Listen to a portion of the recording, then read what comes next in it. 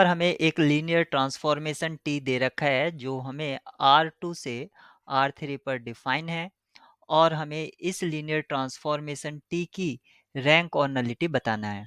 तो सबसे पहले जब भी आपको लीनियर ट्रांसफॉर्मेशन दे रखी हो और उसकी रैंक या नलिटी बतानी हो तो आप इसमें डायरेक्ट ये देख लीजिए कि कोई स्केलर मल्टीपल्स हैं या नहीं है। तो आप जो टी का स्ट्रक्चर देख रहे हैं टी एक्स वाई जो आपको दे रखा है, ये दे रखा है आपको -x - y 3x + 8y और 9x - 11y। इस तरह इसमें कोई भी एक दूसरे का स्केलर मल्टीपल नहीं है।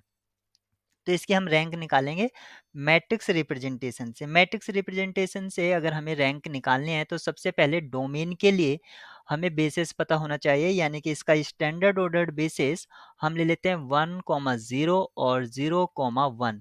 ये इसका स्टैंडर्ड ऑर्डर्ड बेसिस है। ऐसे ही कोडोमेन के लिए हमारा जो स्टैंडर्ड ऑर्डर्ड बेसिस है जिसको हमने बीटा 2 बोला, वो आप जानते ही हैं 1,0,0,0,1,0 और लास्ट एलिमेंट होगा 0,0,1। इस तरह से हमने इसके बेसिस एलिमेंट लिख लिए। अब हमें क्या करना होगा कि बेसिस एलिमेंट की इमेज निकालनी होगी और उसको लीनियर कॉम्बिनेशन में लिखना होगा।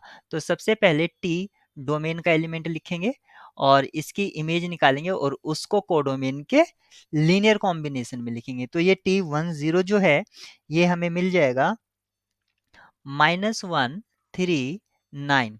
आप इसमें पुट कर दीजिए यहाँ पर एक्स वाई की जगह, तो आपको ये मिल जाएगा -139 और इसको बीटा 2 के लीनियर कॉम्बिनेशन में लिखेंगे तो इसको हम लिख सकते हैं -1, अगर मैं इसको E1 बोल दूं, +3 इसको मैं E2 बोल देता हूँ, +9 E3।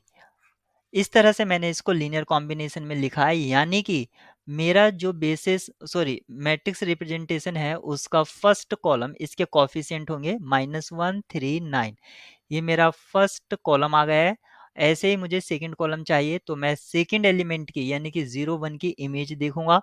0,1 की जो इमेज है वो मुझे मिलेगी -1 8 -11। आप पुट कर सकते हैं टी के फॉर्मूले में। तो यहाँ से हमें मिलेगा इसको -1 E1 +8 E2 -1 E3। इस तरह से हमें मिला -1 8 -1 -1 8 -1।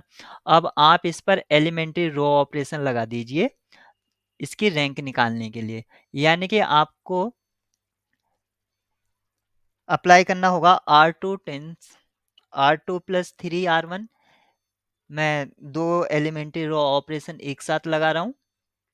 R3 में चेंज करेंगे R3 + 9 R1। इस तरह जब आप इसमें एलिमेंट्री रो ऑपरेशन लगाएंगे तो आपको मैट्रिक्स मिलेगी -1 0 0 -1 5 10।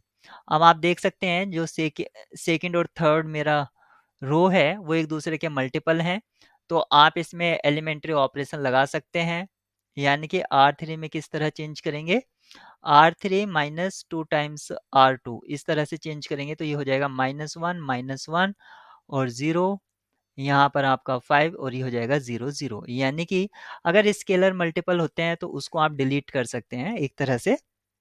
तो इसकी जो रैंक है, रैंक क्या होती है, नंबर ऑफ नॉन जीरो रोज, तो वो 2 है। और रैंक नलिटी थ्योरम से हम बता सकते हैं कि रैंक प्लस नलिटी क्या होते हैं, नंबर ऑफ कॉलम्स, और नंबर ऑफ कॉलम्स आपके 2 हैं। तो यहाँ पर रैंक 2 हो गया तो नलिटी आपकी 0 हो गई, यानी कि रैंक 2 नलिटी 0 आपका ऑप्शन सी है, ये करेक्ट होगा।